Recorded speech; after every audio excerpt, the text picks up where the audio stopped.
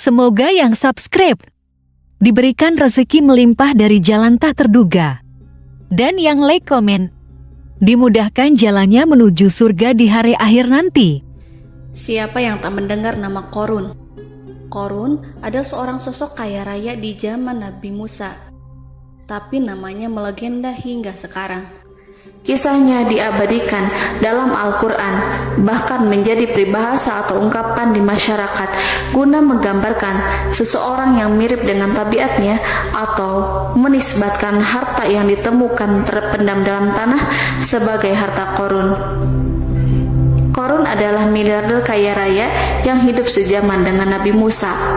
Saking kaya rayanya, Qorun setiap kali keluar dari rumahnya, ia didampingi dengan 300 pelayan laki-laki dan 300 pelayan perempuan.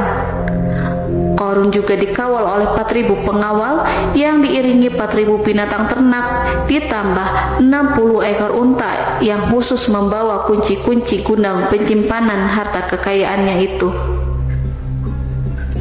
Itu dilakukan semata-mata sebagai bentuk kesombongan bahwa dialah manusia paling kaya, paling terhormat, dan memiliki pengikut setia.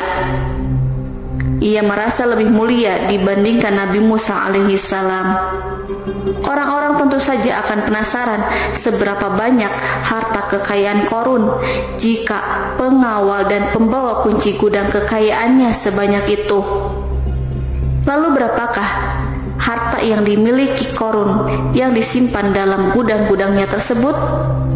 Sebelum saya melanjutkan, dimohon untuk menonton video ini sampai selesai supaya tidak ada kesalahpahaman dalam memahami isi cerita, serta mohon bantu channel ini semakin berkembang dengan cara tekan subscribe dan silahkan tinggalkan like serta komen positifnya.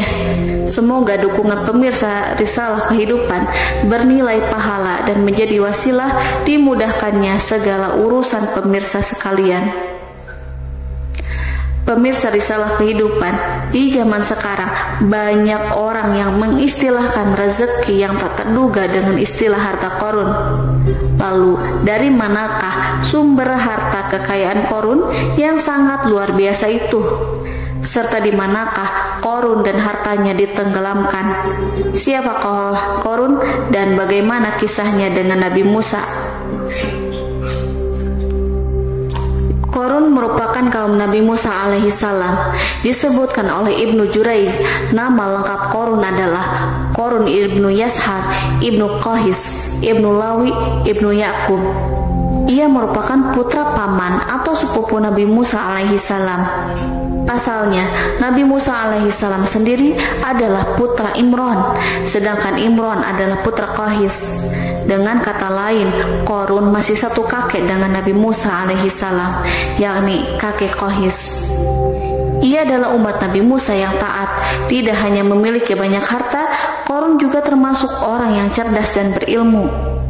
Ia menguasai ilmu duniawi dan ilmu ukhrawi, dan tercatat bahwa Qorun adalah ahli di bidang kimia. Dirinya tercatat sebagai ahli kitab Taurat setelah Nabi Musa. Kepandaian Qorun dalam ilmu agama membuat dirinya sering disebut dengan ilmu nawir atau orang yang memberi cahaya dan penerangan. Suaranya terkenal merdu dalam membaca kitab Taurat. Selain itu, Qorun juga lihai dalam berbisnis. Ia mengetahui trik investasi yang menguntungkan serta jalur perdagangan internasional yang strategis di zamannya. Kekayaan Qorun begitu banyak sebagaimana tercatat dalam surat Al-Qasas ayat 76. Sesungguhnya Qorun termasuk kaum Musa, tetapi dia berlaku aniaya terhadap mereka.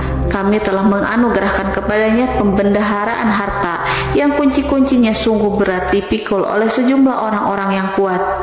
Dalam riwayat Khaisamah disebutkan, untuk mengangkut kunci gudang kekayaan Qorun dibutuhkan 60 bigol atau sejenis kuda kecil.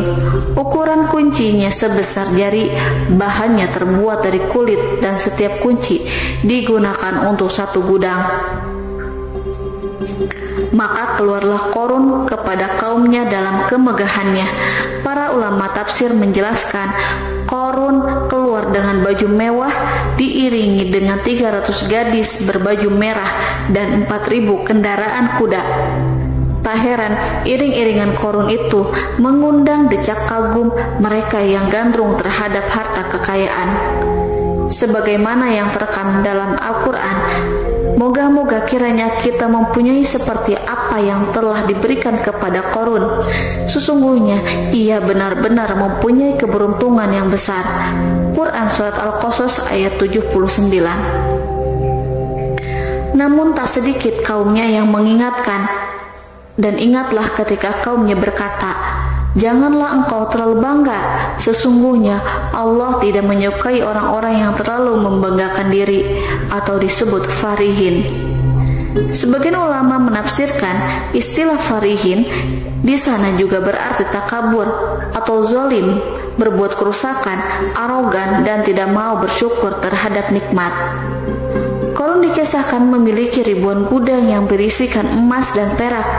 Bila keluar rumah, Korun selalu berpakaian mewah dan dikawal oleh 600 pelayan.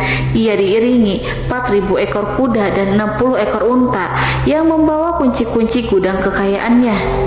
Namun sayang seribu sayang, Korun kemudian membangkang pada Nabi Musa dan menjadi pengikut setia Fir'aun. Mengenai dari mana asal-usul kekayaan Korun, ada beberapa riwayat yang memberitakan tentang asal-usul kekayaan Korun tersebut. Sumber pertama menyebutkan bahwa jauh sebelum memiliki kekayaan, Korun hanyalah seorang lelaki miskin yang tidak mampu menafkahi keluarganya sendiri. Anaknya sangat banyak. Lalu suatu hari ketika Korun datang kepada Nabi Musa, ia meminta Nabi Musa alaihissalam untuk mendoakannya agar Allah memberikan harta benda yang banyak. Korun juga meminta Nabi Musa mengajarinya ilmu kimia dan ilmu-ilmu kehidupan lainnya. Korun dikenal sebagai orang yang soleh dan mengikuti ajaran Ibrahim dengan baik, sehingga tanpa pikir panjang Nabi Musa alaihissalam menyetujui permintaannya. Allah Subhanahu wa Ta'ala mengabulkan doa Nabi Musa. Korun diberikan kecerdasan luar biasa dan menguasai ilmu yang telah diajarkan kepadanya. Korun menguasai teori dan praktik pembuatan emas permata dan beragam perhiasan mewah lainnya. Ia juga pakar dalam ilmu arsitektur, rancangan bangunan, penataan kota, dan lain sebagainya. Tidak lama setelah itu, hidupnya berubah. Korun pun hidup dengan bergelimbang harta. Ribuan gudang yang dimilikinya penuh dengan emas dan perak. Namun sayangnya, keberuntungan yang didapatkannya membuatnya gelap mata. Korun mulai hidup dengan penuh pamer, keangkuhan, dan penuh kesombongan. Kekayaan yang telah diberikan oleh Allah Subhanahu wa Ta'ala membuatnya lupa dengan Sang Maha Pemberi. Korun merasa lebih terhormat dan mulia dibandingkan Nabi Musa. Ia pun akhirnya membelot dan durhaka pada Nabi Musa. Ia mengingkari janji-janjinya dahulu dan beralih menjadi pengikut Fir'aun yang setia. Loyalitas Korun terhadap Fir'aun membuatnya diangkat menjadi kepala mandor yang membawahi ribuan pekerja. Dikisahkan bahwa Korun bersikap semena-mena terhadap para pekerja. Ia tega memotong upah mereka. Ia melakukan korupsi demi membangun istana dan kemegahannya sendiri, dan untuk membangun gudang-gudang penyimpanan harta yang telah ia kumpulkan jauh-jauh hari. Ketika datang perintah zakat, Nabi Musa alaihissalam pergi menemui Korun dan memerintahkannya mengeluarkan zakat sebesar 1 dinar dari setiap 1000 dinar, 1 dirham dari setiap 1000 dirham, 1 kambing dari setiap 1000 kambing, dan seterusnya. Setelah Korun menghitung seluruh hartanya, ternyata jumlah zakatnya sangat besar. Kekikirannya pun mulai menghalangi hatinya untuk mengeluarkan zakat. Korun enggan membayar zakat ketika Nabi Musa alaihissalam menagih zakat yang diperintahkan oleh Allah untuk ditunaikannya. Ketika Korun diminta zakat, ia langsung marah dan tidak memberikan sedikit pun kekayaannya.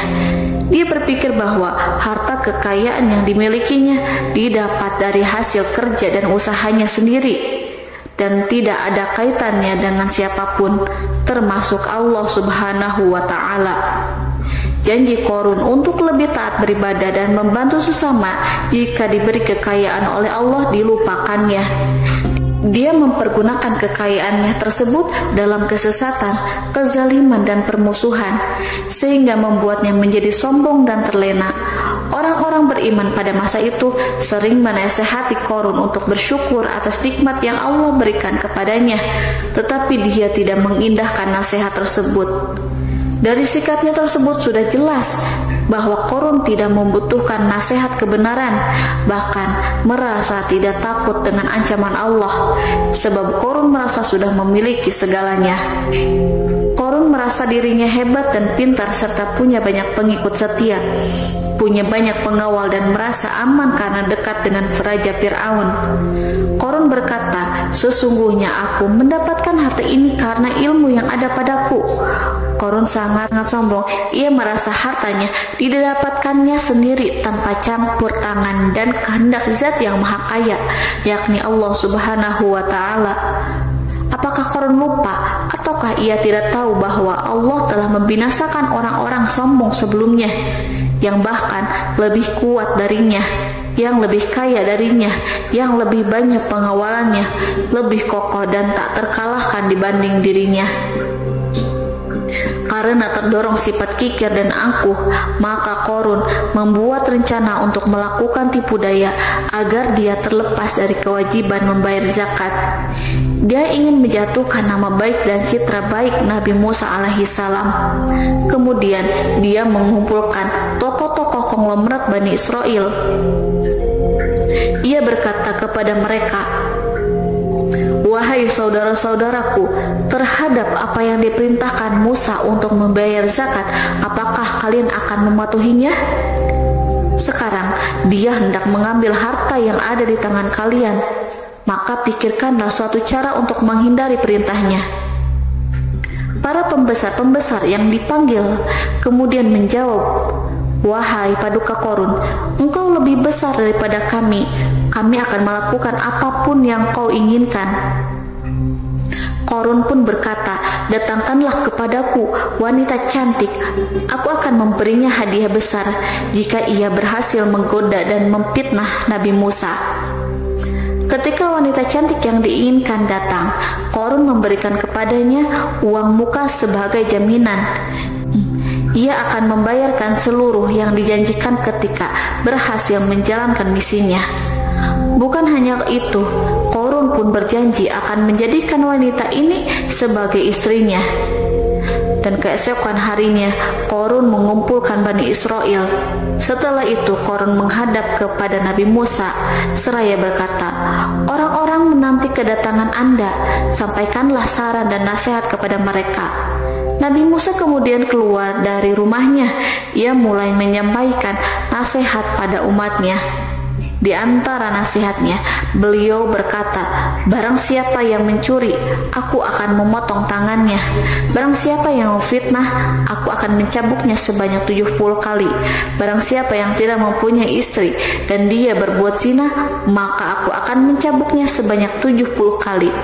Adapun barang siapa yang memiliki istri dan dia berbuat zina, aku akan rajam dia sampai mati." Qorun kemudian berkata, "Apakah ini juga berlaku untuk Anda jika Anda sendiri yang berbuat zina? Apakah Anda akan menerima hukumannya?" Kemudian Nabi Musa menjawab, "Ya, meskipun saya sendiri yang melakukannya." Maka kemudian Qorun memanggil wanita yang telah dibayarnya. Wanita itu berdiri di depan Nabi Musa dan Bani Israel yang telah berkumpul. Dia mengaku sedang hamil karena telah berhubungan badan dengan Nabi Musa. Maka marahlah Nabi Musa atas fitnah kejam yang diarahkan kepadanya. Kemudian Nabi Musa melakukan sholat 2 rakaat, lalu mendatangi wanita itu dan menyumpahnya agar mengatakan siapa yang menyuruhnya. Wanita itu menjadi ketakutan. Ia gemetar di depan Nabi Musa dan dia mengaku bahwa yang menyuruhnya adalah Qorun. Lalu wanita itu bertaubat dan meminta maaf kepada Nabi Musa. Seketika Nabi Musa bersujud seraya berdoa kepada Allah untuk menimpakan azab kepada Qarun. Allah memberi wahyu kepada Nabi Musa bahwa bumi telah dijadikan tunduk kepada perintah Nabi Musa. Kemudian Nabi Musa berkata kepada bumi, "Wahai bumi, telanlah Qarun beserta kekayaannya, habiskanlah semua." Kala itu Allah menurunkan wahyu kepada Nabi Musa alaihissalam untuk memerintah bumi apapun yang diinginkannya. Begitu Nabi Musa alaihissalam datang dengan wajah sangat marah, barulah Qarun merajuk, "Wahai Musa, sayangilah aku." Sementara Nabi Musa alaihissalam tak bergeming. Beliau lantas berkata pada bumi, "Wahai bumi, ambillah mereka." Seketika rumah Qarun mulai bergetar. Qarun dan antek-anteknya mulai dibenamkan hingga bagian lututnya. Rumahnya ikut turun sedalam lutut. Qarun kembali merajuk, "Sayangilah aku Musa." Rumahnya kembali berguncang. Kini Qarun dan kawan-kawannya kembali terbenam hingga bagian pusar. Demikian pula rumahnya. Qarun terus merajuk, "Wahai Musa, sayangilah aku." Sementara Nabi Musa alaihissalam kembali meminta bumi, "Wahai bumi, ambillah mereka." Rumah Qarun berguncang lagi, sementara Qarun dan kawan-kawannya terus terbenam hingga bagian tenggorokannya. Demikian pula rumahnya. Qarun lagi-lagi menjerit, "Wahai Musa, sayangilah aku." Namun Nabi Musa alaihissalam tak bergeming. Beliau terus meminta bumi menelannya, hingga akhirnya Qarun dan kawan-kawannya hilang seluruhnya di telan bumi. Tak lama setelah itu Allah pun berkata, "Wahai Musa, apa yang membuatmu bersikap demikian? Padahal demi kemuliaanku, andai dia Qarun berdoa kepadaku, niscaya aku akan rahmati.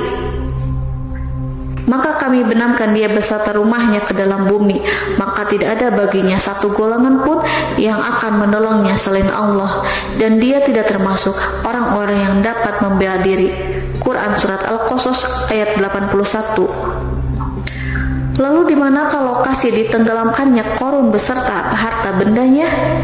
Konon berdasarkan kepercayaan beberapa masyarakat setempat, Qarun ditenggelamkan di sekitar sungai atau danau Moris yang terletak di kota Fayum, negara Mesir. Qarun konon mendirikan istana dan di tempat itu pula ia ditenggelamkan. Dahulu Qarun berkeinginan membangun sebuah istana, namun tidak diizinkan oleh Fir'aun jika istana itu dibangun di samping istana Fir'aun. Terlebih Qarun juga tidak ingin membangun istana di tengah pemukiman Bani Israel yang terletak di tanah Jasan. Fir'aun pun memberikan tanah di wilayah Fayum. Kemudian di tepi sungai Fayum inilah Qarun membangun istananya yang megah dan di dalamnya membangun Al-Kunuz atau gudang penyimpanan harta berisi emas dan perak.